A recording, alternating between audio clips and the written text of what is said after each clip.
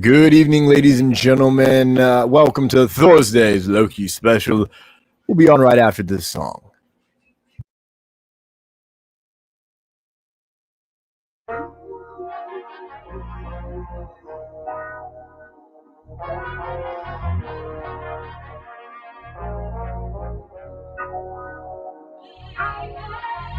Trying to get out the city, born up in the nitty gritty. Gutter boy was treated shitty, running, flying, need no pity. Family life was blowing up, not enough for my cup. Trying only to look up, even as a baby I knew what's up. Trying to get out the city, born up in the nitty gritty. Gutter boy was treated shitty, running, flying, need no pity. Family life was blowing up, not enough for my cup. Trying only to look up, even as a baby I knew what's up. Ran away for college, trying to obtain that knowledge. For baby boy Thomas to know himself is flawless. I was growing up in bondage, theoretic mind unpolished. Locked it up like a hostage, cause I was constantly admonished by my family, by my friends. I'm the weird kid yet again. Piss me off and I demolish you. Nothing but the honest truth, it will just astonish you. Put you in a lago too. Only keep a couple few people close to me, but who? That is for me, not you. But please know that I love you too. Keep you in my heart and mind, and I will always root for you. Succeed and love your life, even get a husband, wife. Just here to make art for the soul, express my strife. But if I find a goddess, then I gotta be honest. I'll give her my entire heart, no need for being modest. All these thoughts driving through this town, it's honestly ironic. When I left at 18, said I'm never coming back, I promise. Trying to get out the city, born up in the nitty gritty. Ghetto boy was treated shitty, running, crying, need no pity. Moved on back and stuck here now, hoping things and change were wow. Post-storm leaders made a vow, then lie and steal and stay highbrow. Trying to get out the city, born up in the nitty gritty. Ghetto boy was treated shitty, running, crying, need no pity. Moved on back and stuck here now, hoping things and change were wow. Post-storm leaders made a vow, then lie and steal and stay highbrow. Panama City, politicians always clown. After Hurricane Michael, they left us all to drown. 5 million stole from FEMA, yeah, they thought they'd get a crown. Good old boy syndrome is the only party in this town. Kick them out of office, tear the entire system down. Charge $500 a month while liars lay up on the fracking ground. No power, no phone, but we're paying for it anyway. Set the rest on fire, profits over people is the way. Burn them all down, take our money back, let them pray. Beat them to the fishes and the sharks up in the bay. Take this fight national, the phonies always stray from doing what the people want, they just slip to prey on our fears and feed us lies through propaganda every day. Set us against each other so that we just fray and weaken our defenses. Yes, this is their play, so vote them out of office and please don't forget to spay. This is Thomas Reddick reminding you to please spay and neuter your politicians by voting them out of office and petitioning for term limits in the Senate and Congress. God bless America.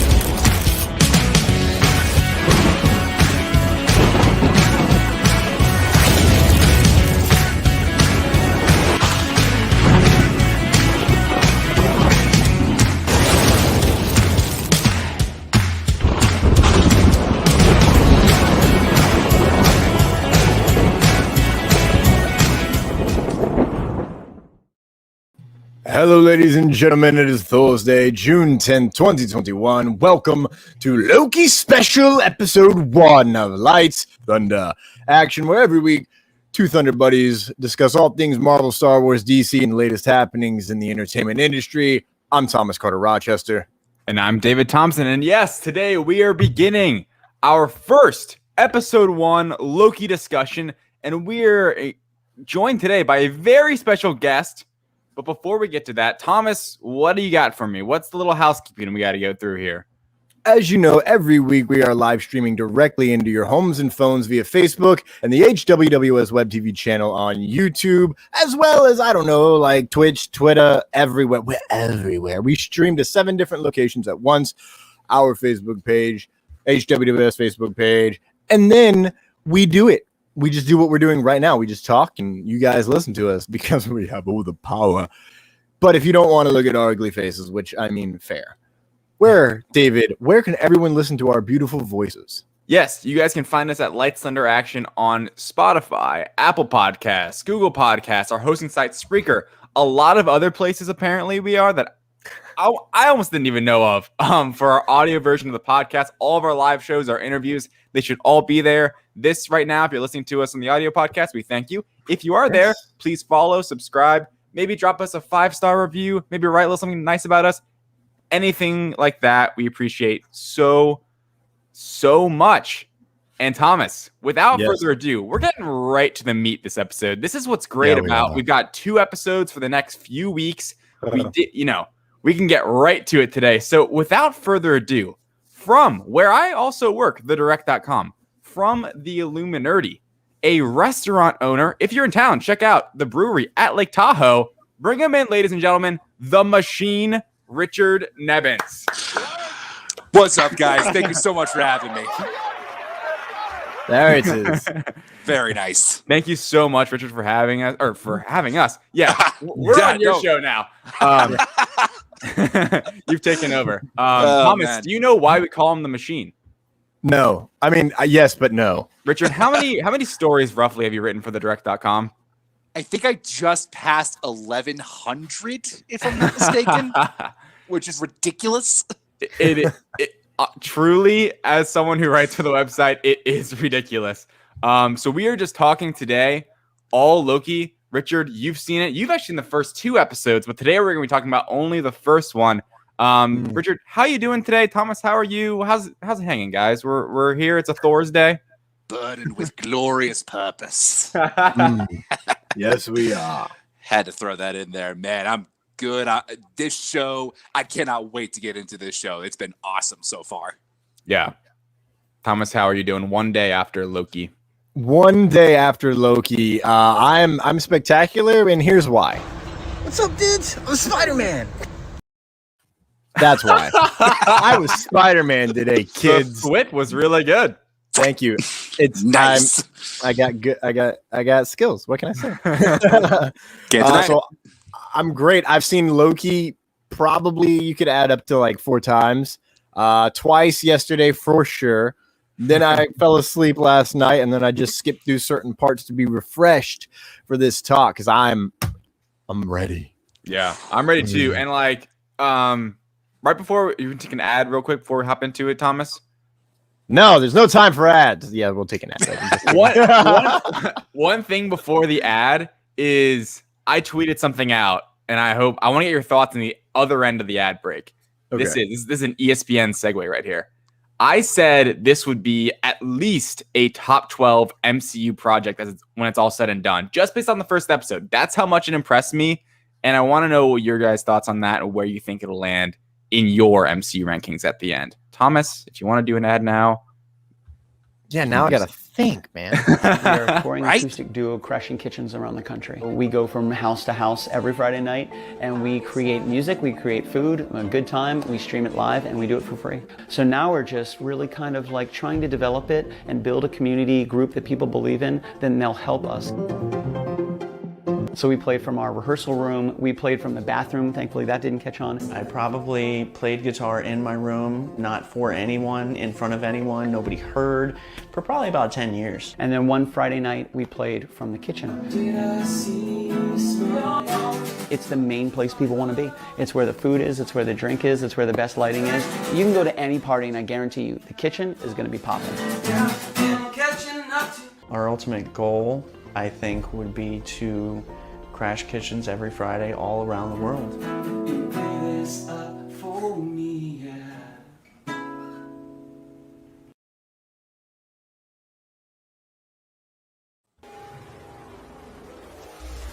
J. Bauer Art has the graphic design skills you need to develop your next logo and at an affordable price.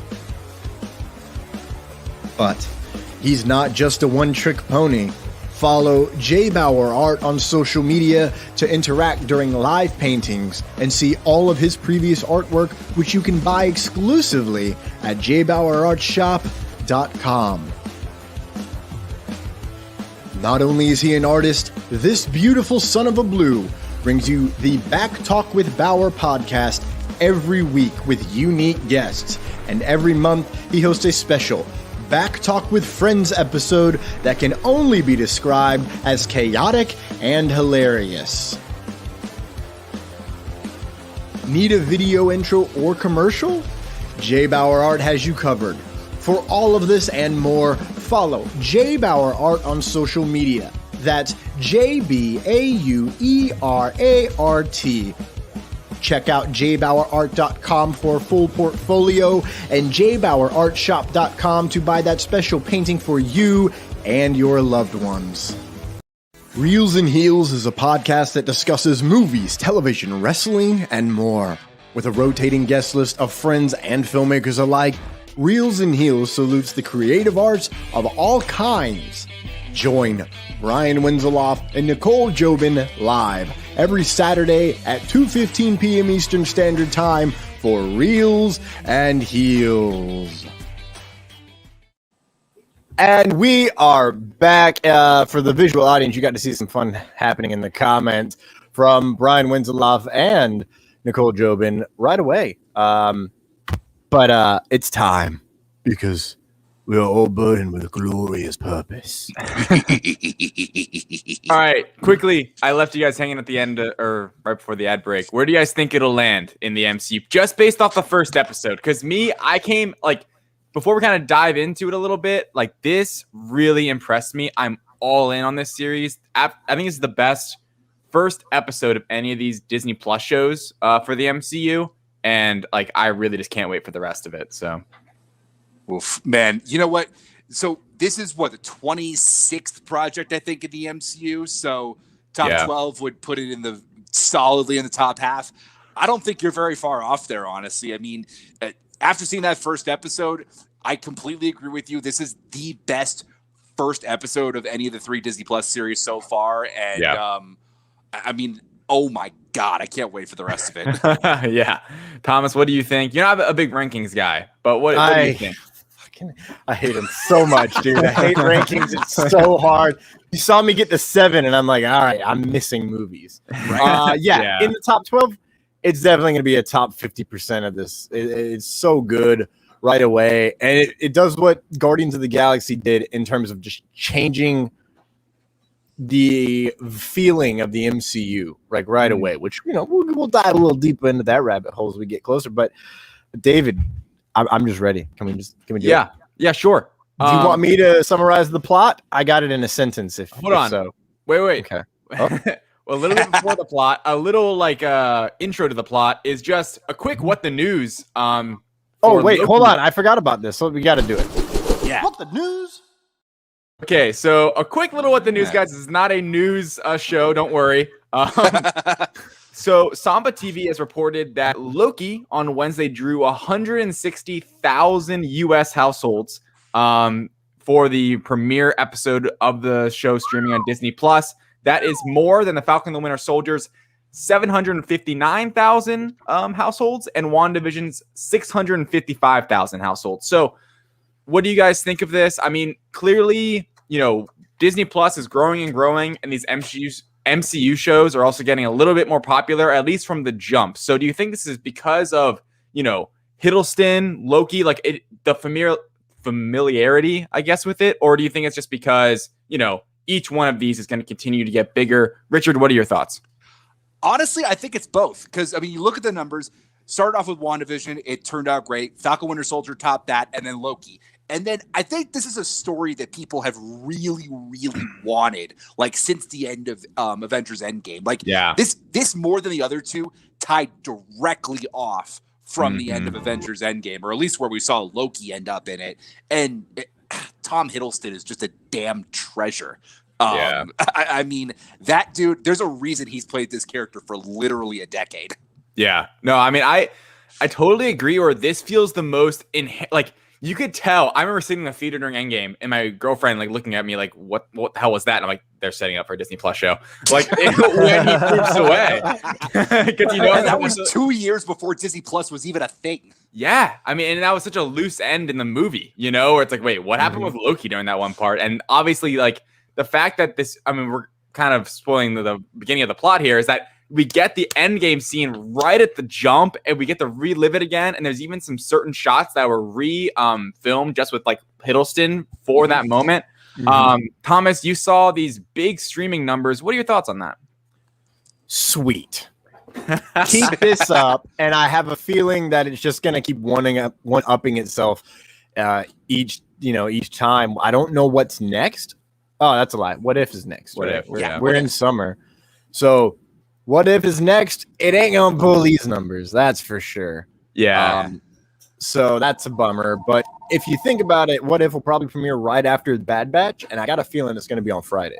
I wonder per episode how it'll do, Loki. Yeah. Because I feel like normally during these streaming service shows, like the first episode does the best. I don't know the numbers on the Disney Plus shows, but I know like Netflix, all the most viewed like episode is always the first one, which makes sense because people can bounce out after that one. But I wonder how steady Loki will be, because I feel like, in my personal opinion, this first episode was stronger than the others and kind of sucked me in more. WandaVision, I know multiple friends who watched the first episode go, "What was that?" and never went back to the show ever again. Which kind of sucks. I think WandaVision has a really cool story to tell, but this does not. And the story that this show is telling, Thomas, do you want to summarize the plot for episode 1, or what do you think? Yes. Get ready, ladies and gentlemen. It's going to be a really long one. Loki gets arrested by the TVA, and a lot of shit happens. The end. Now we can dive in. To like all the emotions. Right? So I had a little more detailed breakdown. A little more detail. I'll go through it quickly though. Maybe just like triple the time of that. So at the jump, 9 seconds. Impressive. Yeah. We relive Endgame again, which is awesome, and kind of a third now perspective of that scene, and kind of the additional scenes added for Endgame of that 2012 Avengers battle we know so well. It's so cool. I watched Avengers, like the 2012 Avengers movie on Tuesday night, and the scene in Endgame to kind of like catch myself up, and it was so gratifying watching this show, having just seen Avengers and being reminding and you're in that headspace again of that Loki, which ties in so much to the emotional stuff I want to get to in a little bit. But first thing, I thought it was cool. Loki immediately captured by the TVA. My girlfriend I'm watching with is like, "Wait, what? I thought he was going to be doing his own thing." And I'm like, "Do you not watch one trailer?" And she's like, "No, I didn't watch any of the trailers." I'm like, "Oh, lucky her." Right? I know. Like her, like man. I know. I have friends that like don't watch trailers sometimes too, and I'm like, wow, I cannot imagine that life. Me like shaking in bed, wondering where the No Way Home trailer is going to come out, and they're like, "Oh yeah." The only time I ever did that was like after about Age of Ultron or so, when they started really kind of giving away a lot in the trailers. But I only lasted like 2 or 3 movies, and then I was sucked right back into it. Yeah, especially the TV spots I've noticed, like probably a week ahead, they always even with this, they released clips of the show, not just like a trailer where you don't really where it's out of context. It was in context. I know like Infinity War showed a lot more, nearing the release. Lord only knows what they're going to show during No Way Home a week before it's released. But either they'll show everything or nothing. Like it's not going to be in the middle at all. Knowing Sony, it'll probably be everything. It'll be everything. Damn it, Sony. But so we Miss can Minutes. Now Loki is now in the TVA. He's been captured, and we get the Miss Minutes animated voiceover sequence. And wow. So coming from an exclusive interview from thedirect.com by our friend of the show, Matt Rimke. Matt with Michael Waldron, the writer of Loki and Doctor Strange in the Multiverse of Madness. He said it's very important talking about the Miss Minutes kind of. Some of the most vital dialogue in the show. Moving on with the plot a little bit, Agent Mobius wants to keep Loki alive, and his fellow agents aren't with him on that. He's kind of alone in that stance. We learn that a variant of some kind, some sort of time jumping person, is causing chaos, and we don't know who, what. We get a glimpse at, we get an allusion to it being the devil from that one child, and it's like, wait, Mephisto? Please God, no, not this again. Thank God they said it before it came out that Mephisto was not in the show. Man, no, Mephisto, quick sidetrack. When Mephisto does show up, it's going to be the most unexpected place ever. Like we've joked around on one of my Illuminati shows. It's gonna end up being Sam Wilson fighting him, and he's just gonna be like, "You gotta be shitting me." That's perfect. Right? That's perfect. It'll be like Armor Wars or something. Like, oh my god, like yeah. grounded. Don Cheadle has to fight Mephisto. Yeah. Okay, so one thing we're going to touch on in just a second is Loki watches his life play out as we've seen it in the sacred timeline of the MCU, which to me, we'll get to it in 1 second. That was one of the best scenes I've ever seen. Hunter B-15 is chasing Loki around. It's pretty fun shenanigans. There's the time twister we're introduced to, and one of my favorite parts, I would say, is when Loki gets his hand on it and she's got like the neck collar on and he's like messing with her. Messed up. Really cool, the time twister in general. It shows one of, the time works differently in the TVA, and I like how almost similar to an Endgame when they push time through Scott, they can kind of control time with the TVA, but they have it down to a T. They pop up those portals, boom, they're wherever they need to be. It's both space and time. They don't have to, not going to pop out right where they are or anything like that. Similar, I guess, to how the Avengers time traveled, where they could travel through time as well, or space as well. I mean, so that was cool. Loki's kind of getting chased around and she's trying to apprehend him, but it's Loki and he's fresh off of fighting the Avengers, so he's not going for that. The last thing that made me stand up out of my seat to end the episode is that we learn that it is another Loki that is the variant that is causing all of the chaos, and that is why Mobius wants our Loki to stay on and help, because he's like, it's you. You will be the best person that can help us with this case. And I said, holy shit, I am in on this show, and that is without any of the MCU wait, what does this mean now moments, which we're going to get to in a little bit, but just the straight up plot of the show. Just some brief thoughts from you guys. Like, what do you think of just, someone who maybe hasn't seen all the MCU or isn't as ingrained in it as us? Like, I feel like this plot was the most just eye-grabbing to start, especially with the fact that it's a version of Loki. That's so, like, the fact that the show is called Loki now has a double meaning to it. It just means so much more. So what do you guys think of just kind of the basic premise and plot of the show? I mean, I thought this was the biggest steps that the MCU has taken in any of these Disney Plus premieres. I mean, like, when you look back at the first episodes of the other ones, you had WandaVision, which was like the 50s sitcom-y thing. It was pretty much all that until the very last couple seconds. Falcon Winter Soldier was mostly just Sam and Bucky kind of doing their own thing before fake Captain America got introduced. And and then, no, this one, you jump right into it. You cry, you laugh, you gas, you jump out of your seat, like you said, David. And I mean, holy shit, just give me more of this series right now. Yeah. Thomas, what do you think? Absolutely love it. I said it was a simple plot, and it really is. It's Loki being arrested. That's it. That's the whole plot of the whole movie. You can really run it down that way. Episode, excuse me. Yeah. But the fact that it feels like a movie. It is only 50 minutes, and it feels like we got 2 hours worth of information. Between the Miss Minutes cartoon, which is my favorite part of everything. It really is. David knows me. If it's A, cartoon, and B, gives a lot of canon plot, yeah, I'm in. Watch Rebels, damn it. I still got to get into Rebels. Yeah. It's okay. I'll have reinforcements soon. But literally just love it. The emotional beats, which we're about to get to, are exactly what you need. But in terms of, for someone who's never watched anything in the MCU, this has so much exposition.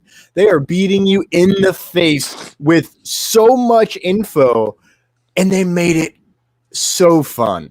I mean, there are comments, there are lines that I have. My mustache is stabbing my nose, and it's itchy. I have some lines that I tried to pull out, some quotes that I remembered that are subtle, thrown away lines, but are going to have so much, I think, of course, so much weight later on. We'll talk about that drawer when we get there. Yeah. So let's dive into the emotions before we get into kind of the MCU crazy impactful moments of this show that I want to save for the end, because I think that's it's just so good. But the emotions of this, and specifically that one scene where Mobius is walking Loki through his life of the sacred timeline. First things first, I'm surprised that they were so aggressive to have this kind of arc with Loki in the first episode, right? I mean, in WandaVision, episode 8, we get that moment of her backtracking with Agatha and walking through her life and how she got to make Westview and everything. And there's that amazing sequence of her like just busting out and creating it just out of pure chaos magic, which so good. So good. But we have a Loki who is just like, what is going on? First off, I didn't do anything wrong, which is an issue I have with the TVA. It's like they literally say like you could just be late for work and all of a sudden you're getting sucked out. I'm like, okay, where's the order? Anyway, back to the plot. Like the fact that they have Loki watch his life through and top notch acting from Tom Hiddleston here, guys. I mean, he probably was looking at a wall as performing this. I mean, seriously. And he is just watching his mom die, which we know impacted him very deeply in the Dark World, which is amazing to see him kind of almost relive that for us, but live for the first time for him. And then I thought what was even a better moment was seeing the smile on his face when it's him and Thor getting along in Ragnarok. And I'm getting chills thinking about it. I'm like, holy shit, this show is incredible. Like, right. They're doing it in episode 1. That's what I think so cool. They're just like, we are changing the course of Loki. This is a new character now where it is that 2012 variant, but he's going to have his own path. He has his own arc now. Okay, before we get to the next part, what do you guys think of, I guess, just him going through his life, that he doesn't like, I love the scene or the line too, where he's just like, what is this? This hasn't happened. And it's like, yeah, you don't know it yet. But Thomas, what do you think of kind of Hiddleston and Loki going through all that? Literally my favorite part. I said that the cartoon part was probably my favorite. No, it's really the emotional journey that the character goes on. And in that one scene, which is important to note that we had to earn that as an audience because it's Loki. We expect him to be a mischievous scamp, right? So it's awesome to see him literally fake his way around, get everyone away, and then he goes back and he watches everything on his own. And someone has pointed out, I believe it was I don't remember who. Somebody pointed out this. He watched his mother, his father, and himself die, like in back-to-back situations. I think it's important to know that he doesn't know Thor lived. His tape ran out, so he watched himself, his mother, his father, his dad, and then his brother all die. Yeah, in less than 3 minutes. And shit, you're right. You're right about that. Shit, yeah. Right. So all of a sudden, thinking about that, he is literally like, well, no matter what, I know how everyone else goes, and there's nothing I can do to stop it. Yeah, imagine how scared and pissed you would be in the moment of because think about this, because in Avengers, he is gifted this like the scepter and the army from Thanos, and then he sees that Thanos ultimately kills him. Like you can almost like imagine his head like, oh shit, that is what would happen, isn't it? Now that he failed. Richard, what do you think of what did I sign up for? Yeah. What did you think of the emotional journey right there? It's funny watching those scenes in this show. Like, obviously, they were emotional when they happened. Thor: The Dark World, Thor: Ragnarok, Infinity War, and everything. They were more emotional this time, seeing it through Loki's eyes, than they actually were in their original movies. And I mean, like, they were big moments. I mean, both his parents dies, and then he dies.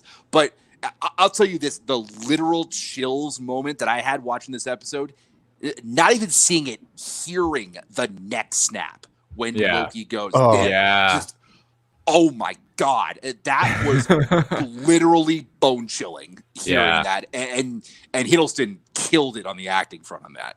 Yeah, I was honestly amazed, like I just said, like them doing it, episode 1, jumping right into it, and it's really inherent. It kind of shows off what this show's about, almost that like time and space is kind of irrelevant and can be moved and shifted around in the TVA. And like these characters are so he's just out of time pretty much. Like he's so the man out of time. Yeah. It's just so fascinating. And I'm a sucker for time travel movies and stuff.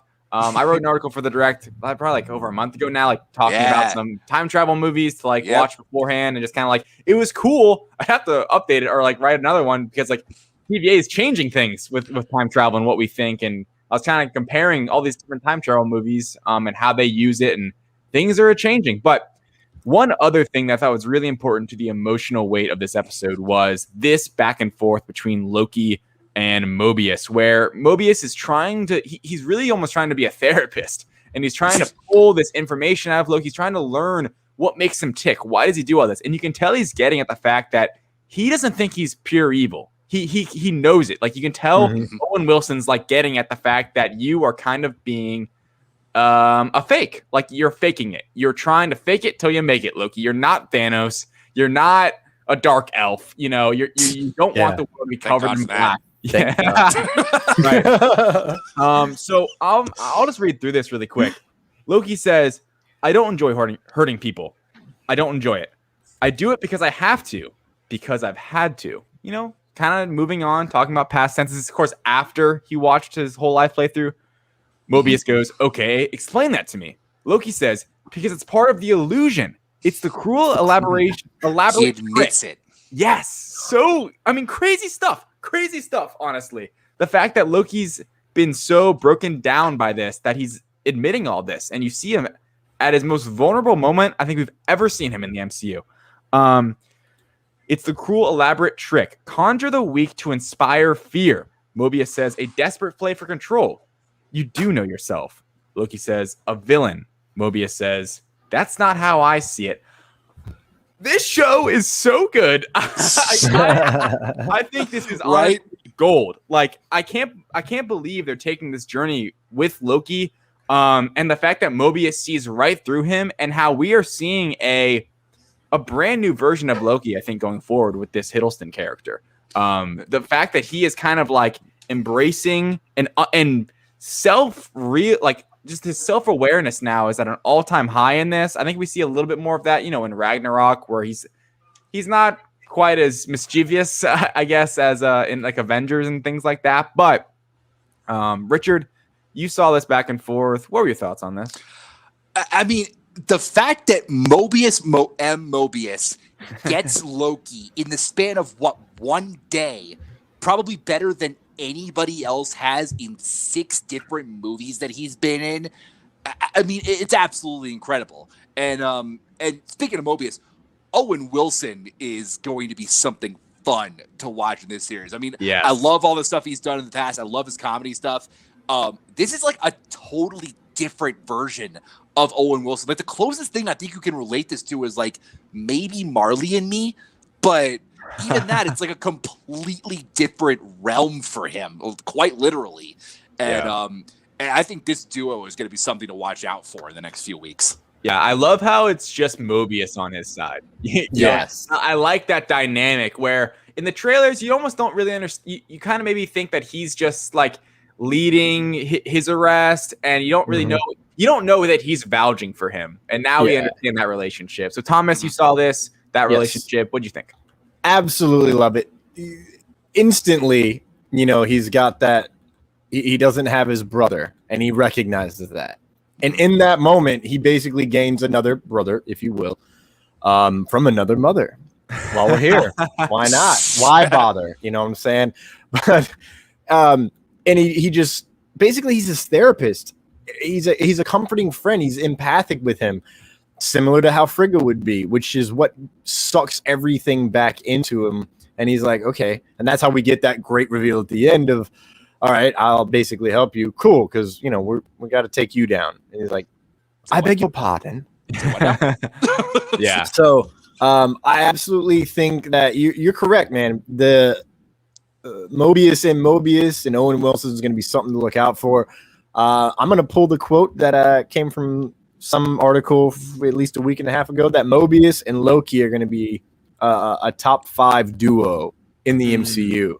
Because after watching that, I mean, I assumed it based on knowing Owen Wilson's work and Tom Hiddleston's work.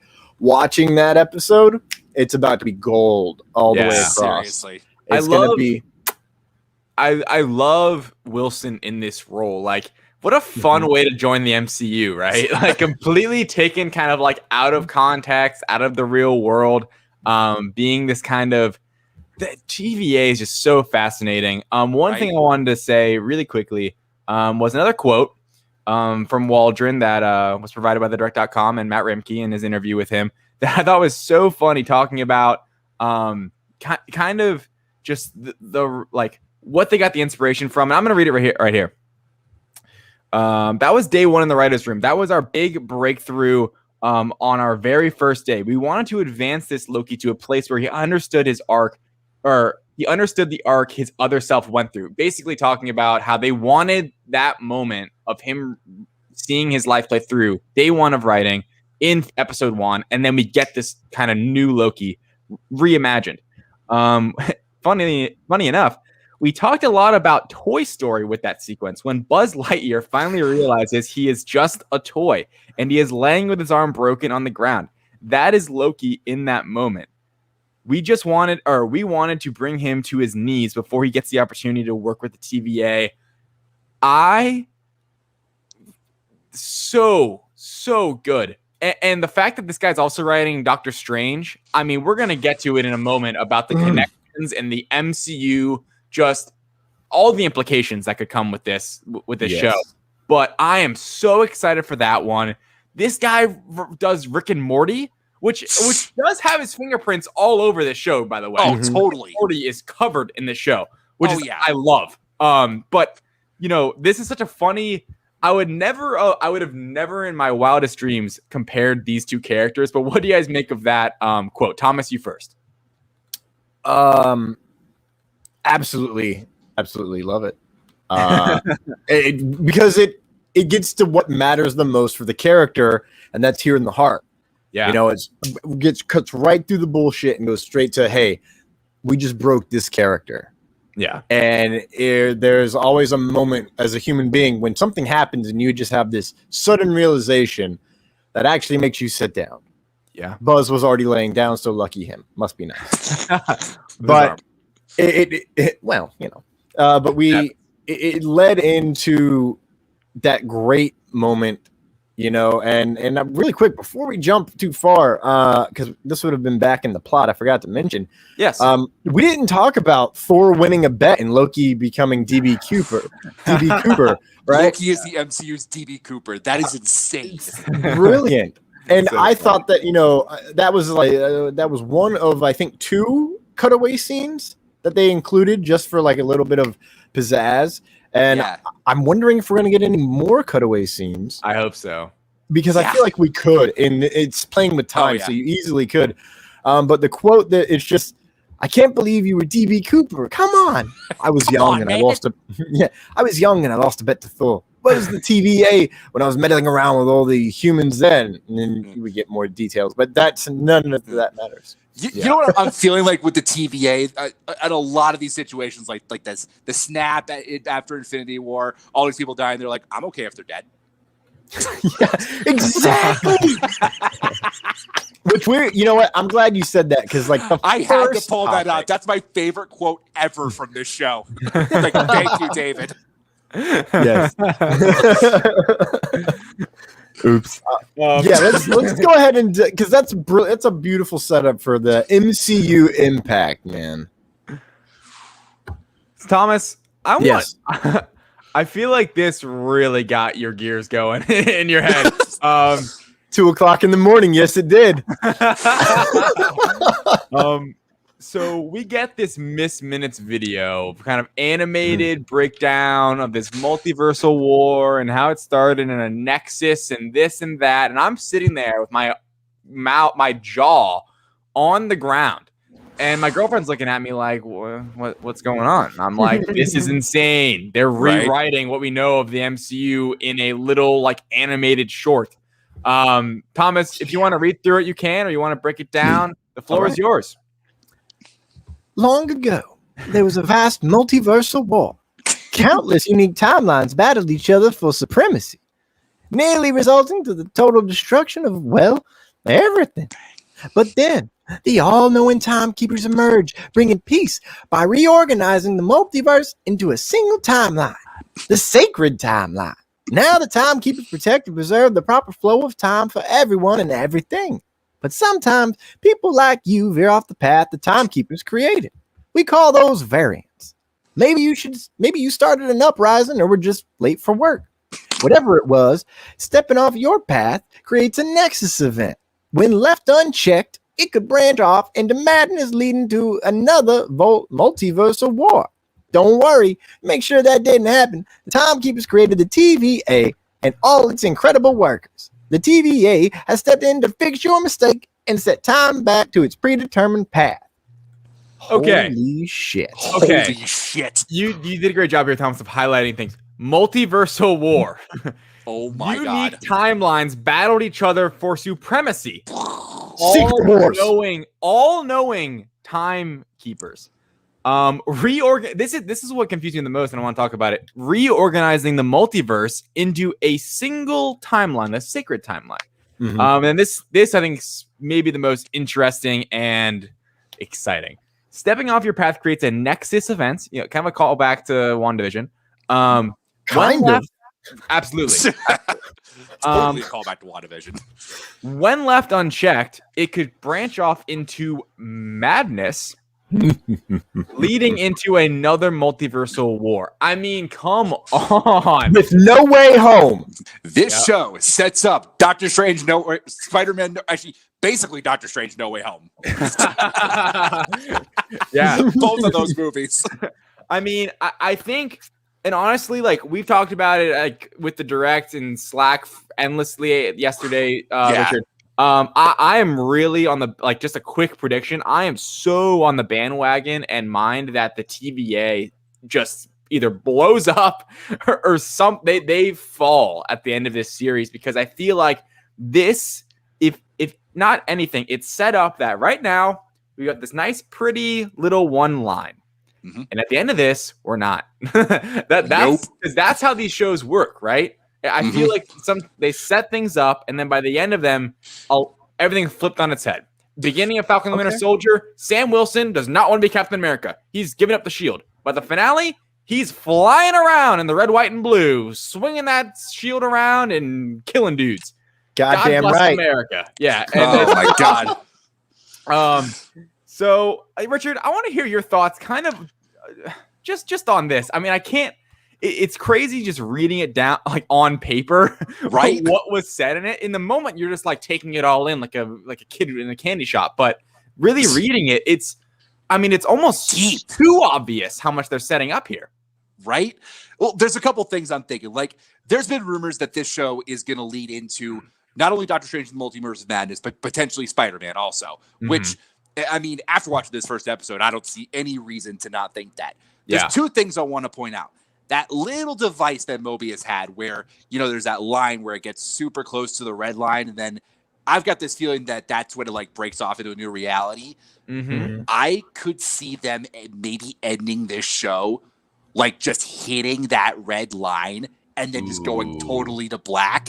And then you have no idea what happens for at least 5 to 6 months until Spider-Man comes out. And you're just thinking, holy shit for the next, for months on end, finding out what happens when that little white line hits the red line. I like that a lot. Thomas, do you have any thoughts on all this? Co-sign the fuck out of that idea. Yeah. Right? All right. I love a great cliffhanger.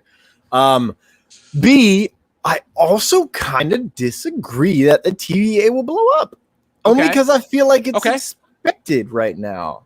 I don't know. That's my only argument against it. It makes perfect sense for the plot. It sets up things for the future. But what if the Nexus event doesn't actually happen to us, on screen to us, until Doctor Strange and Multiverse of Madness? Here's the thing, right? Isn't it in the comics that, so I'm not, I read comics. I'm not Pierre from the Direct, who's a comic expert. He is very much so. Where it's like an encyclopedia. You go to him, you ask him what's up, what happened in the comics. He gives you an answer. But according to what I've read and what I know, he's the man. Go read his stuff on the direct.com.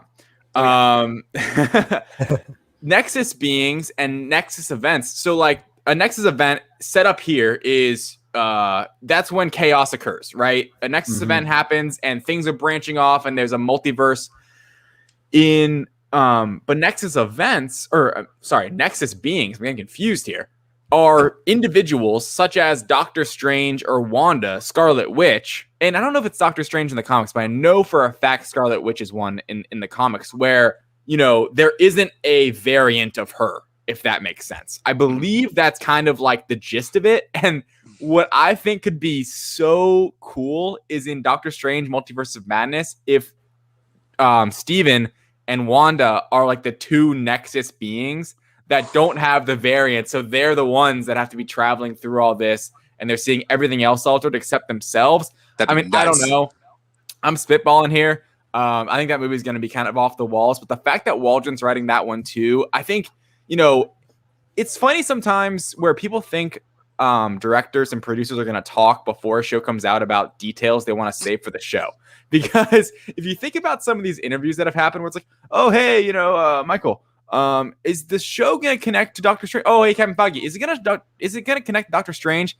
If I was them, I'd be like, just wait for the show to come out and you'll find out, you know, because it makes sense why they wouldn't confirm or deny. It's like, just let it happen. Right. Like it's way more fun seeing it before our eyes come together than hearing someone confirm it or reading about it like on a random Tuesday, you know, like it's clear to me they're setting this up. I mean, there's no way. I don't think this is I would be very upset if this is a Far From Home Made You Look, or if it's a WandaVision Ralph Boner Made You Look. You know, I think this is true.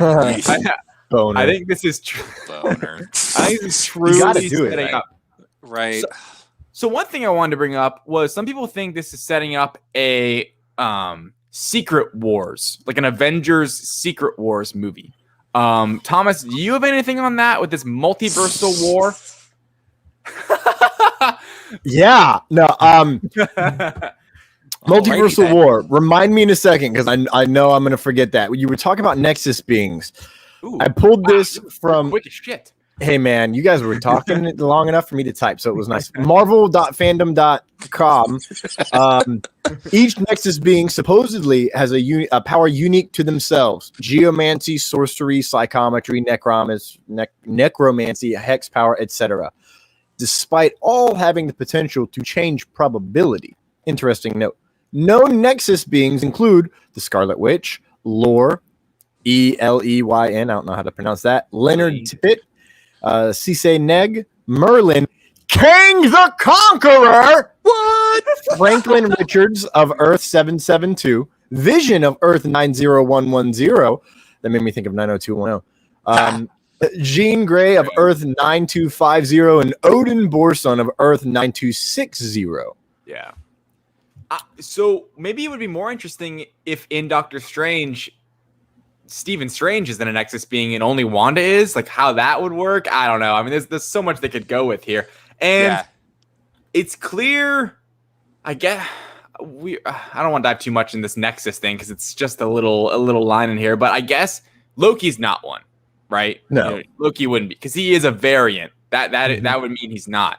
Yes. So with the idea that this is going to set up another multiversal war, because to me, like I said earlier, they're setting it up and they're explaining this history because I feel like they're trying to get to what will eventually be a kind of repeat of history where there will be another multiversal war. I mean, we've got a movie coming out called The Multiverse of Madness. Like, how more direct can it be? It's not hiding anything. It can be thedirect.com. You're welcome. So, a part of the Miss Minutes kind of animated breakdown was seeing the timekeepers, and the middle one looks an awful lot. Some people point out on the internet, a little Kangy. Yeah, a little Jonathan Majors-y, or is it Majors? Majors. Yeah. Jonathan Majors-y, who is playing King the Conqueror in Ant-Man 3. Thomas, you saw this. You freaked out when I sent it to you, or you sent it to me. What are your thoughts on that? Okay, I've spent a lot of time scouring this picture and this video and the internet itself. The middle, I think that the middle, I thought instantly it was Kang, and I was willing to fight everyone and die on a hill. for it. I was willing.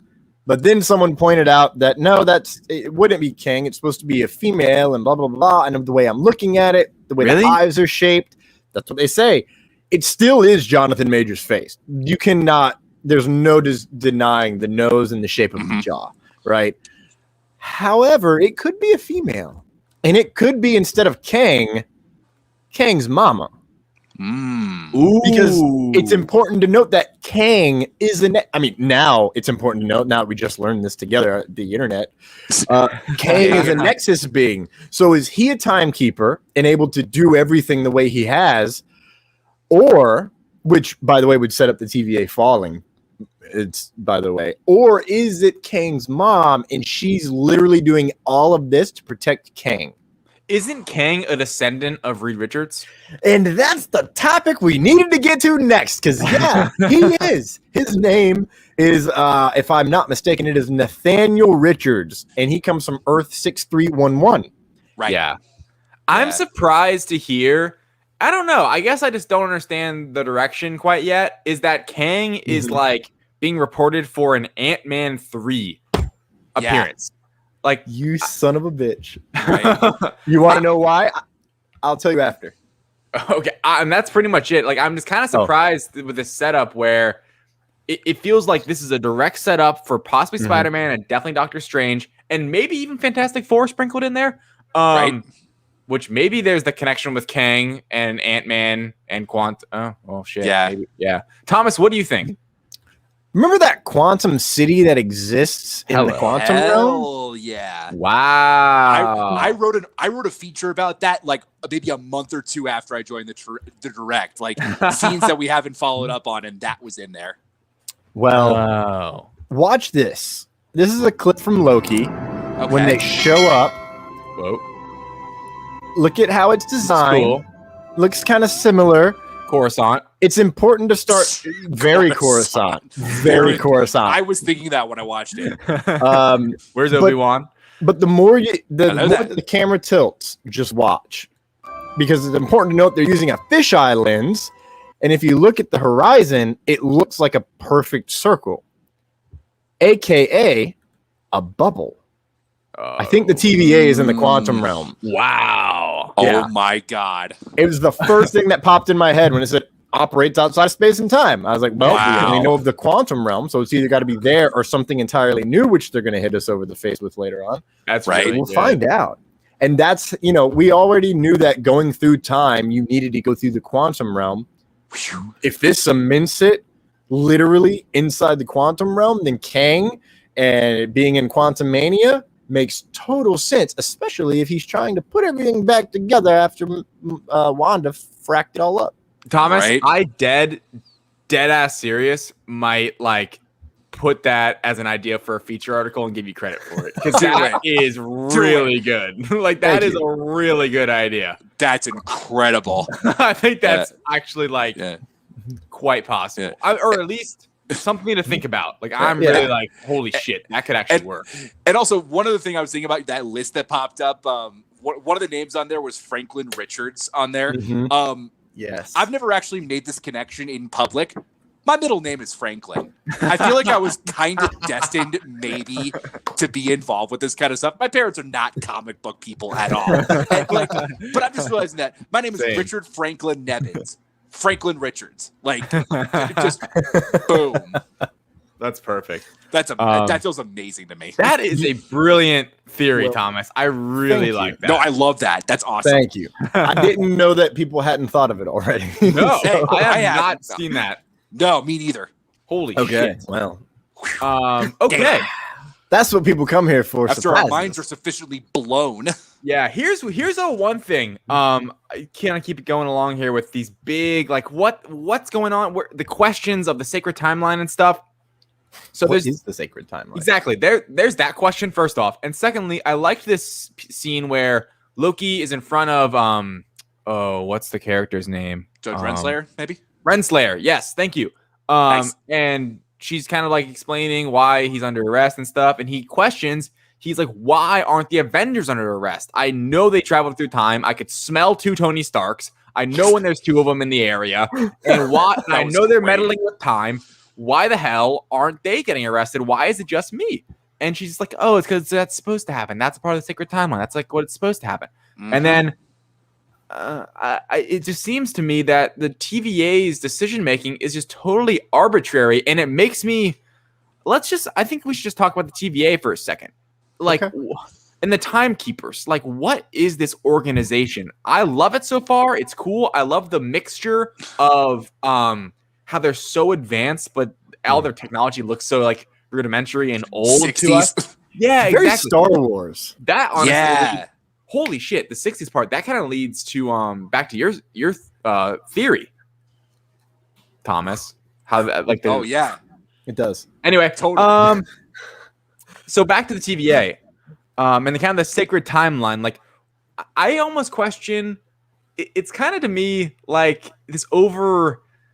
It's like I feel like they're not letting people live their lives, and it's stupid. But it's like, let the multiverse happen. Don't like constrain them. Like, why? Stop why being a does it have to- fascist. Why does it exactly? Why does it have? Yeah, it's like this government overlords are the TVA, and why do they have to stick to the sacred timeline? I understand there was a war, and the war was won, and they came out on top. But is this what should? Is this really what should be happening? Should there just be one sacred timeline? Richard, what are your thoughts on the TVA and the sacred timeline? Shady as hell.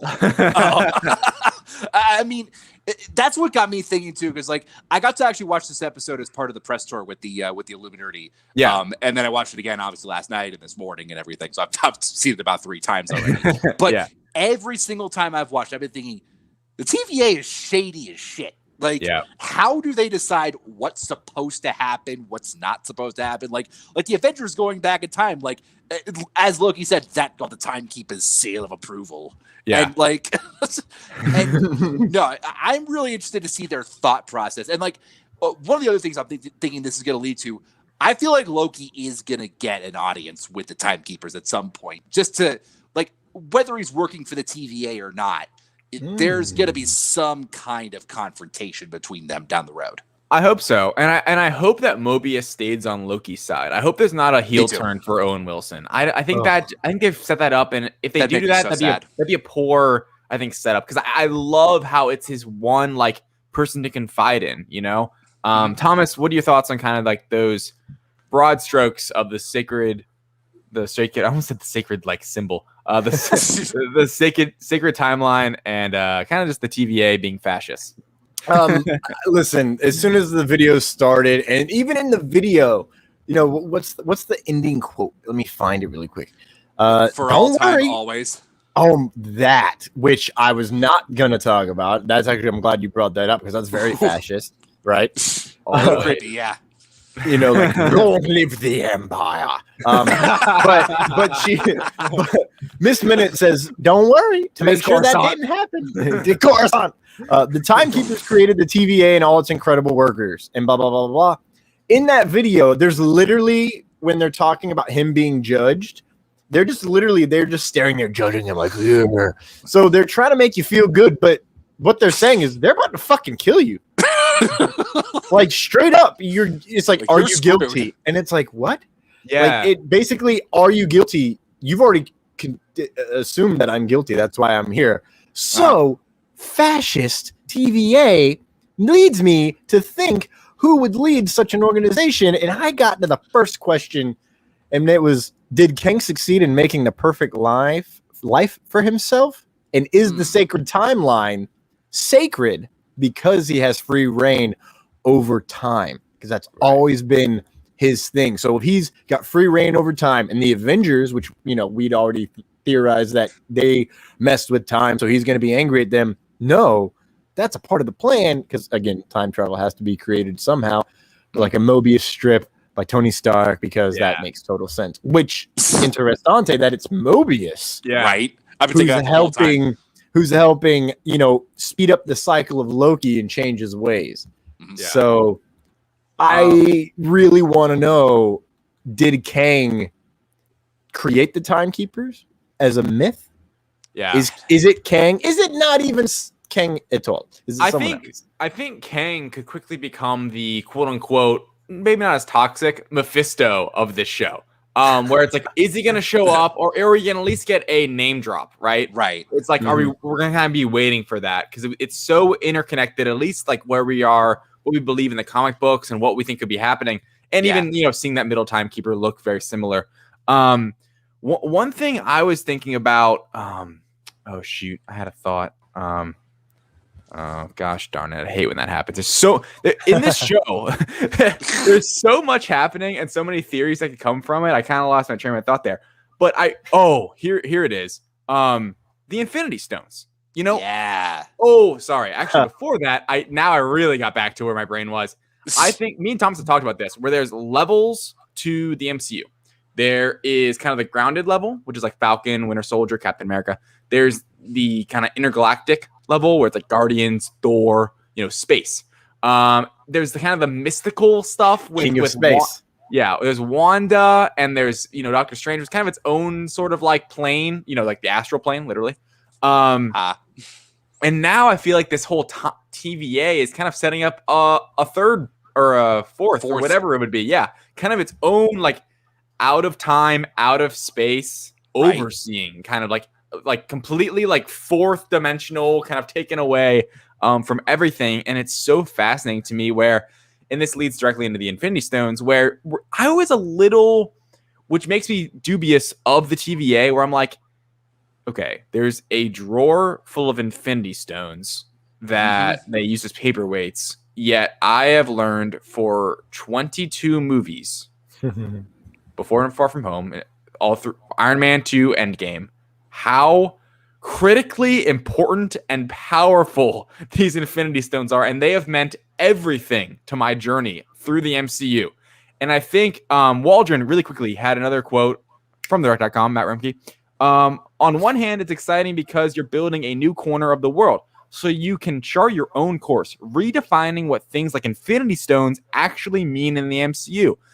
And does that mean that now Infinity Stones are not as important, or does that just make the TVA even more suspicious? Where'd you guys land on the whole drawer Infinity War thing? Richard, what do you think? Well, here's the thing I'm thinking too, going off your Infinity Stone point, that was just one drawer full of Infinity Stones. I would not be shocked if everybody in that office had a similar drawer just chock full of Infinity Stones. I mean, either the TVA is being set up as this like all-powerful entity that you're going to have to worry about in future movies. Like I'm trying to think of like where they could show up in future movies. Yes. But like they're setting up to...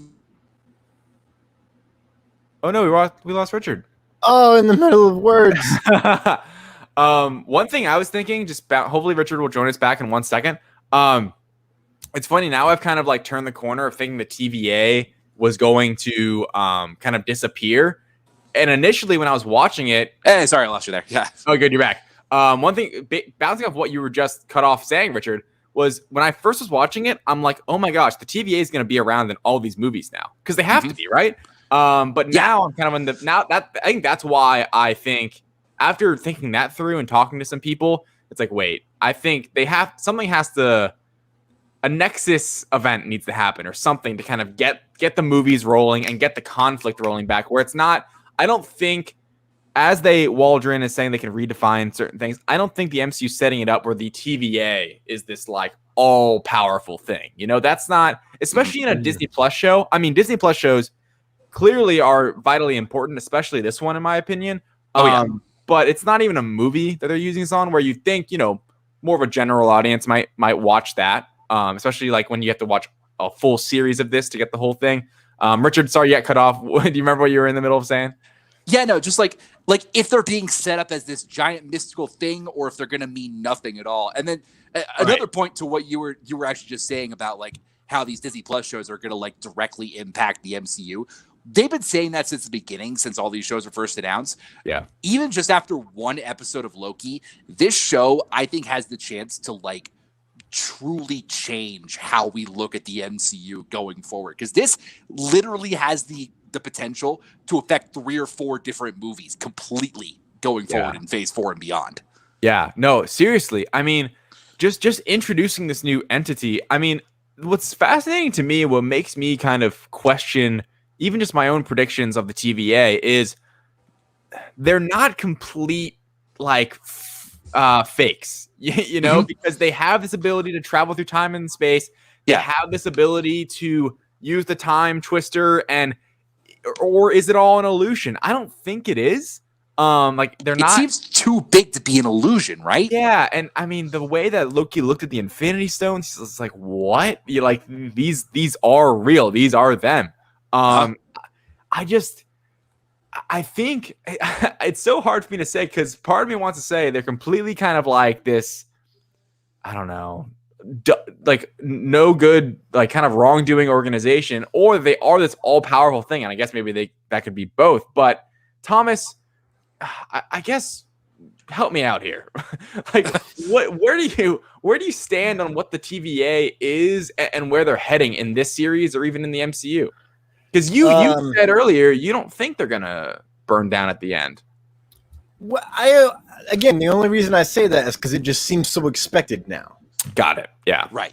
You know, I feel like there's going to be another twist coming on later on. What do I think of the TV? Like I said earlier, they're just fascists. They are trying to control time itself. You know, there was a multiversal war and someone won. The timekeepers. Why?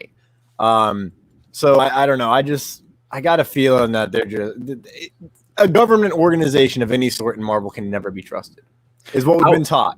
So what if they can be trusted? That might be the change that we don't expect. What if they find out that King the Conqueror is actually going out there and messing stuff up, and they're like, yeah, let's team up. Oh yeah, that's a good idea. One thing one thing I was thinking about was just how the show is setting up just with the plot. Like I feel like every episode we're going to get these kind of B plot moments that are crazy hints at the future of the MCU, while the A plot is Loki chasing around himself or doing whatever. Like I feel like that's what this show, this show's kind of setting up and did in this episode. With like, okay, the A plot is Loki figuring out himself, his emotions, going on this journey. But then, by the way, there's this, there's that, there's Kang, there's whatever. I honestly think one thing, actually, really quick, I wanted to shoot out there. This show, the TVA, has been set up so much better in my mind than Sword was. Agreed. Looking back at Sword, that was a disappointment. We thought they were bad almost from day one, and then they just kind of were. You know, like it wasn't, and I think it was less, and they were less interesting too. It's like, to me, I'm like, where have they been all this time? How do they have so many people? They've been in space. We've never heard of them. This happens months after Endgame. Like, there was no kind of, we had no background. Months. Yeah. Weeks. Correct. Weeks. Yeah, right after 3 weeks. Exactly. Yeah. Good call. And it's like, where have they been? We got Monica. She's been in space, and it's like, Sword is cool, right? Like, it's like, all right, this is kind of like SHIELD, but they go in space. All right, got it. But it's like, where have they been? TVA, it makes sense that we haven't seen them before. And I think them having I feel like their fishiness is so much more fascinating, considering they have a drawer full of Infinity Stones. You know, like they are just like such an interesting entity to me. And I think just like me, I automatically, maybe it's like the sports fan in me where you automatically compare players to players and teams to teams. Sure.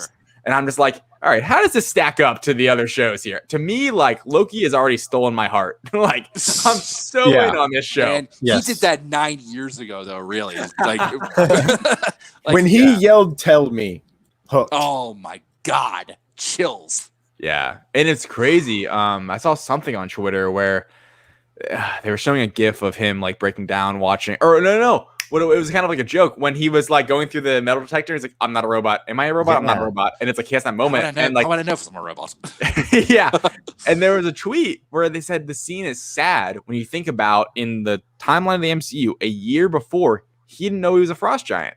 And it's like, great point. Yeah. It's like, damn, he like really, this Loki does not know who he is. Like he's not. No. I mean, think about it too. And like I just watched Infinity War Endgame. Well, sort of Endgame. I watched Avengers. And in that, like, he's kind of like, you can tell he's doing this because he just wants revenge. You know, he just wants to conquer just the rule. And I feel like this journey in this show is, I don't know, it's hard because Loki's now kind of he's going on two different paths now. He had the sacred timeline path where we got his story there, and now he's got this whole new journey. And I feel like this journey is a little bit more satisfying, just coming off of Avengers and that Loki, and kind of like where he was mentally there. Richard, sorry, I know you got to go. Before you go, I want you to give us one prediction of the show. Just anything you've got, any kind of theory to leave us off with. Oh man, I mean, now here's the thing with me. I've actually already seen episode 2, so I'm not going to give away anything from that. So I'm going to go more like big picture. Big picture, yeah, that's what I was thinking. I gave my one earlier about the whole line thing going to the red line and maybe causing some kind of multiversal breaking event. That's really good. Yeah, I actually would not be shocked if maybe we get some kind of either some kind of big MCU cameo maybe at the end, or even like the first teases of Kang the Conqueror, because we already know he's coming in and that's the thing I wanted to mention earlier too about the difference between him and Mephisto. We have no idea where Mephisto's coming in. We know Kang the Conqueror is coming in to play in Ant-Man 3. So I think that's going to be the biggest difference here, is like what they actually do to set him up.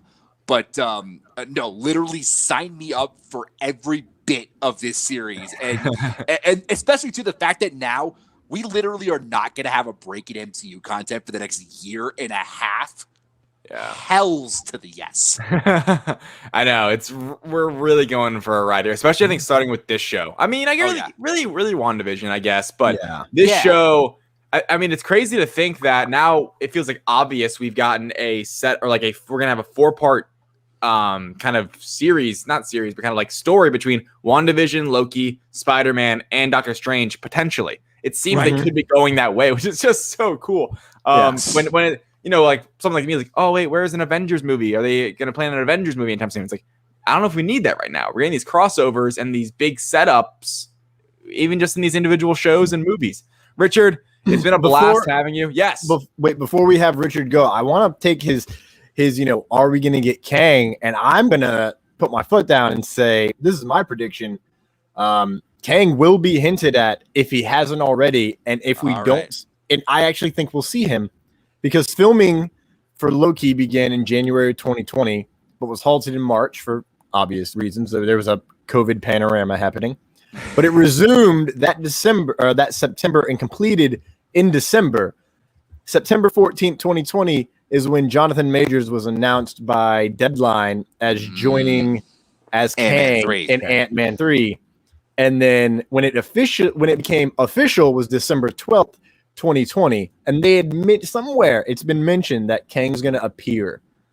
So is he the drawing, or are we going to get Jonathan Majors, who was cast already by this point? And we now know that they'll keep secrets for years if they have to. I think we get Kang. I wouldn't really be shocked, but that would be amazing. And you know what? He's my favorite villain of all time from Marvel. So let's do it. Yeah. Bring me the purple face. All right, Richard, anything to plug? Where can everyone find you on social media as well? I am mostly on Twitter at @RNebens. You can find me at the Direct, at the Illuminati, more at the Direct, because you know I'm kind of the machine. He's the machine, everyone. He's the machine. Shout out Liam Crowley for giving me that nickname. I know you're going to have him on in a few weeks, but no, you'll see my stuff there, and you know, I'm always working. So no, thank you guys so much for having me on. It's been an absolute blast. Yeah, thanks so much. Yes. Loki will forge on. I'm sure I'll be talking to you a lot in the Direct Slack about it. You know that's right. All right, see you, brother. Thank you. Thank you, guys. See ya. All right, that was Richard Nebens, ladies and gentlemen. The Machine joining LightsThunderAction team. All right, Thomas. We've really gone through a lot today, honestly. We've gone through I tried to go fast. I don't know if you noticed. I was trying to. I did. I liked it. Book through the stuff. Because you know me, I'm a superfluous motherfucker. Well, I knew Richard. You know, he had to go after a little bit. So I'm like, I want to get to I really just want to get to the meat of the MCU stuff. And yes, it's crazy to think that he's seen episode 2. if I had already seen it, I feel like I'd have a hard time just talking about episode 1. I would too. Yes. Yeah. And I know, so this episode was 51 minutes and the next one's 54.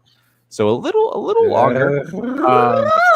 I couldn't honestly, like when the credits started rolling, when it was like Loki, blah, blah, blah, like executive producer, director, I just sat there with like my mouth open because it was after they dropped the moment of like, oh, because it's you. And it's like, holy shit. And you get the scene where it's the cloaked figure. Yes. And here's wait, were you about to jump there? I was going to jump to, who do you think that cloaked figure was? Thank you, man. I know. Lady Loki. It's so simple. And here's what, obviously, I pay very close attention to the most random of details. Like, while we're here, when the Infinity Stones pop out and everyone's mind is blowing, the guy says, yeah, some of the guys use them for paperweights. Some of them. Who doesn't use them for paperweights? Kang. And what are they doing? Brewing time. And then my personal favorite is, I'm gonna burn this place to the ground. Blah, blah, blah. You can try. This is a nightmare. Oh, no, that department I'll help you burn down. Yeah. Fucking nightmare department? Awesome, dude. and is that a giant tease for Wanda losing her mind trying to find her kids? I mean, we're not going to go down that rabbit hole yet. We'll wait until later. But I want to bring up that the reason I think it's Lady Loki is in that last moment when the cloaked figure reaches for the explosion device. The hand is small. The fingers are thin. If it were a man, that would be a little bit different. The hand size comparative to the prop is very different than that of the hand size comparative to the prop from the other times we've seen it.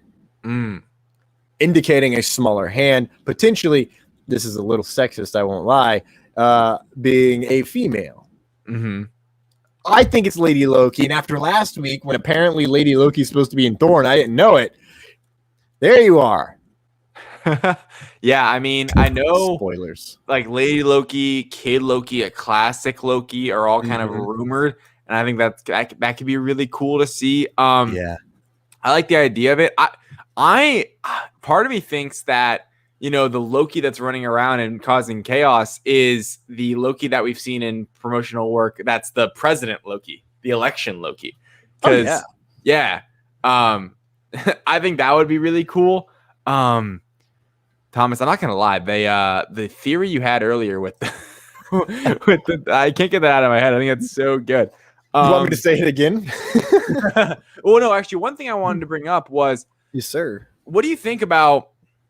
I'm kind of wrapping up here. Well, we don't have that much, but I still have these kind of loose threads in my head. What I was thinking about earlier, and I think I saw somewhere, is just how the TVA is kind of like science. It's more kind of like I don't like kind of like more strict, or not, maybe not strict's the right word, but kind of just like rigid and like science oriented, and it's not like magic. And then you have like the magic side of things with like Doctor Strange and Wanda and the Ancient One.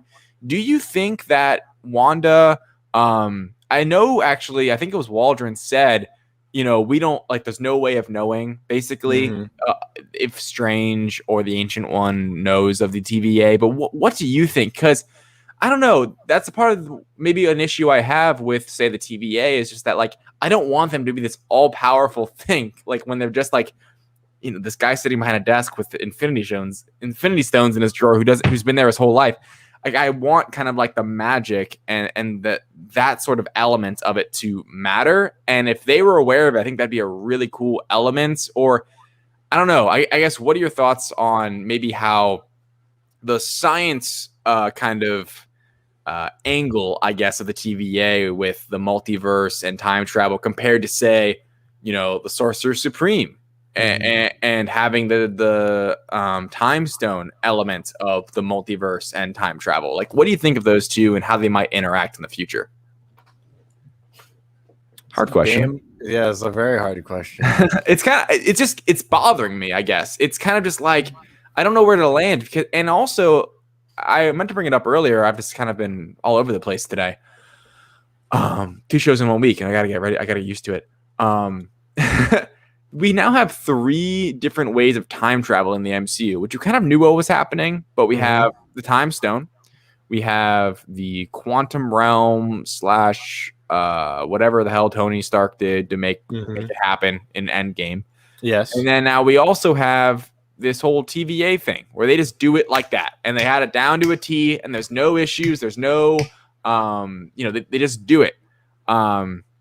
I don't know. I'm trying to kind of help you bring your thoughts together here, but you're good, man. You're just giving me more to think about. All right. So Yeah. in terms of like the science of it all, I don't think it's that different. I don't think it's different in any way, shape, or form than that of the Avengers. I just think it's absolutely the reason it was supposed to happen. Like I said earlier, is that Avengers, aka Tony Stark, had to invent time travel for time travel to ever exist. So that moment is a nexus moment, is a shatter point. If we're going to go to Star Wars references for a moment, it had to happen for the Timekeepers to do their thing, for Kang to do his thing. Its interaction with the So you Time think Tony Stone, Stark like invented the more scientific way of time travel? yes, because I think the Time Stone only has power when it's in the reality it's from. So, and this is you've been talking about, and I've seen it a lot. You know, the 14 million. How did Strange see it?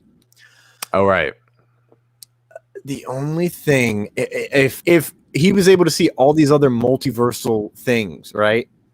He was able to see all these failures. Did the TVA show him just those things to make him think it's only one way to succeed? Or was there truly only one way to succeed because he was watching branched realities that were doomed to fail no matter what, because something would have gone off. Something would have happened differently. It was not a part of the sacred timeline. Right. So therefore, in the same way that the Ancient One, because I'm going to get to that point in a minute, does the Ancient One and Doctor Strange know about him? I don't know. I don't think so. But the Time Stone gives them the opportunity to see their full life tape, you know, and the potential things that change and happen. So if we really want to, everything we've seen has been fucking predicted. Right. It was destined to happen. So now in Loki, they set it up that, well, this is not destined to happen. So let's see what happens. Yeah. I don't think they actually will ever cross over the Time Stone with the TVA technology. Not in Loki, at least. Yeah. It's just, I don't know. It just kind of is breaking my brain a little bit. I feel like we understand the one-way street relationship between the TVA and everything happening on Earth and in the universe, where it's like, oh, we keep this timeline and we take out variants, and we know how to time travel. But it's just like that, to me, it kind of takes away and adds to the fact that I think where the TVA might be heading, where it's like, well, what about the Sorcerer Supreme, man? We like, he's not just some random dude in New York, you know, like he's got these crazy abilities too. And I don't know. I honestly, like, just bottom line, I guess, is that the show, I hope it gives us answers as we go and we don't have to wait for Doctor Strange as much. And I think it will. I mean, we're on episode 1 and they gave us a lot, man. They gave us a lot of answers, really. Like, thinking about, say, WandaVision, where we just had questions for like 2-3 weeks. And it really wasn't until episode 4 where we got a lot of answers. This show is just all gas, no breaks. I can't believe that it's here. And only 6 episodes. 6 weeks are going to fly by. Honestly, if you're done, all I have to say that's left is I cannot wait for the rest of this show. Like, this is now, I would be stunned if this lands below on my personal rankings, like Falcon the Winter Soldier and WandaVision. Like, this feels like more of a movie to me.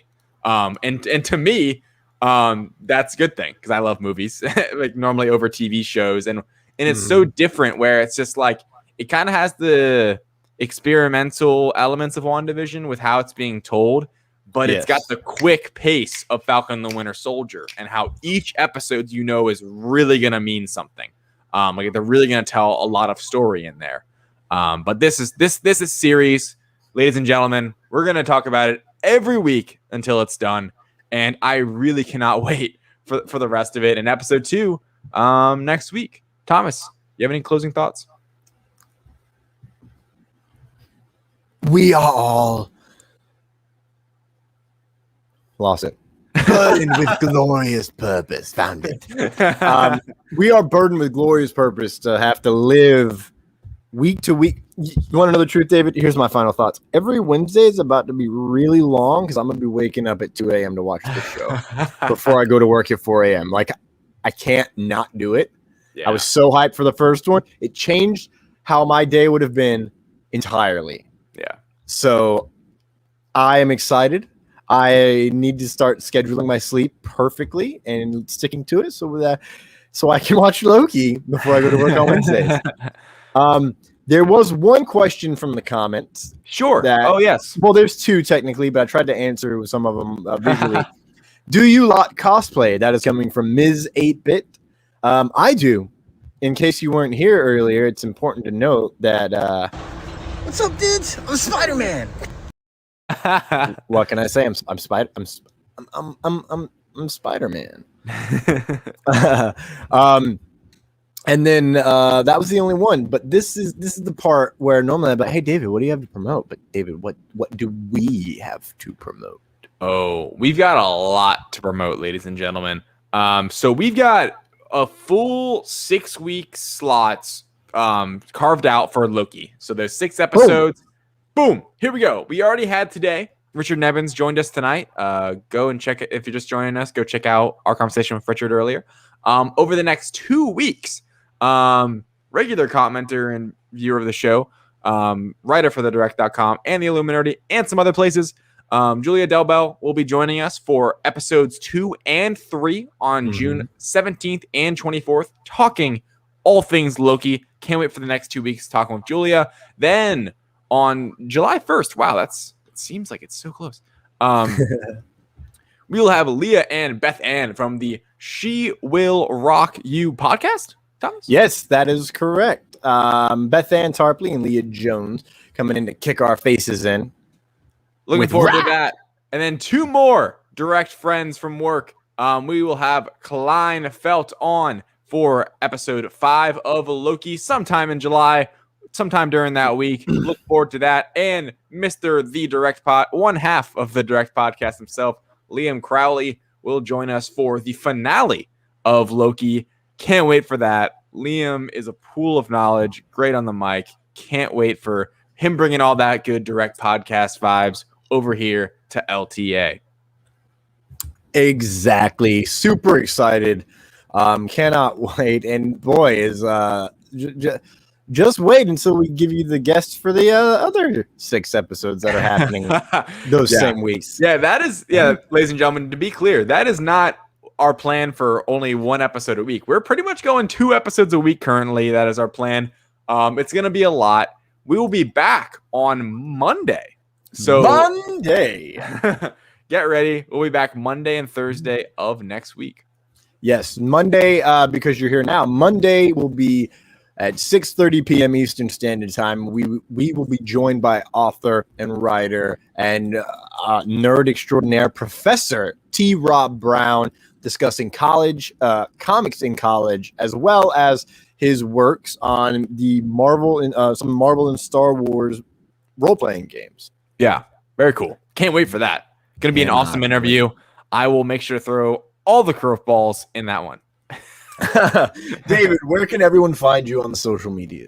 Yes, you guys can find me at my name, David Thompson, on Facebook, at David J. Thompson on TikTok and Instagram. And please go follow me over on Twitter. That is where I am most active, where I like to talk about all these things the most, at David Thompson with 2 A's in the David. There over on the Twitter. Thomas, what about you?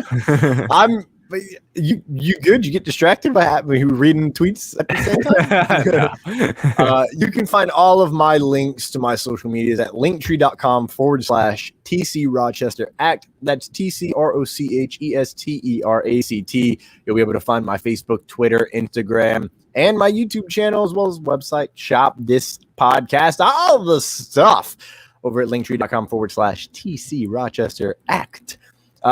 David, that's a show, bro. That is a show. That's a week. We did an episode 2 days ago. We did an episode today. We had 2 guests on. We had an interview on Tuesday. We had we had the machine on today, and did. wow, we've got a lot more of Loki to talk about. We've got a lot more news to talk about. We've got a lot more people to interview. We've got a big month of June and a little bit of July planned for you all. So come on for the ride. I'm so excited. This is only the beginning, ladies and gentlemen. But, you know, like I just said, we've reached the end of the show. As always, there could be no show without the Clark Kent doppelganger to my right. World famous journalist David Thompson, bringing the news and spicy webs in today, keeping us on track for a short-ish show. Thank you to Terry McIver for all of your hard work behind the scenes with guests, social media, research. Without you, bro, this show would be Bush League. Thank you to the HWWSWebTV family for supporting us and carrying us on the network. And most importantly, thank you to you, our fans, who join us weekly, whether you're watching on Facebook, Twitch, Twitter, YouTube, or listening via Apple Podcasts, Google Podcasts, Spotify, or Spreaker. We appreciate you spending your time with us. Like, follow, subscribe, drop us a comment, leave a review, and give us 5 stars if you're feeling extra generous. We really appreciate all your support, everyone. David, I forgot to add it here, so I'll do it next week, the low-key line for the end of the show. My bad. But thank you for joining LOKI Special #1 of Light, Thunder, Action. We've said goodbye before, so it stands to reason. We will say hello again. Bye, everyone.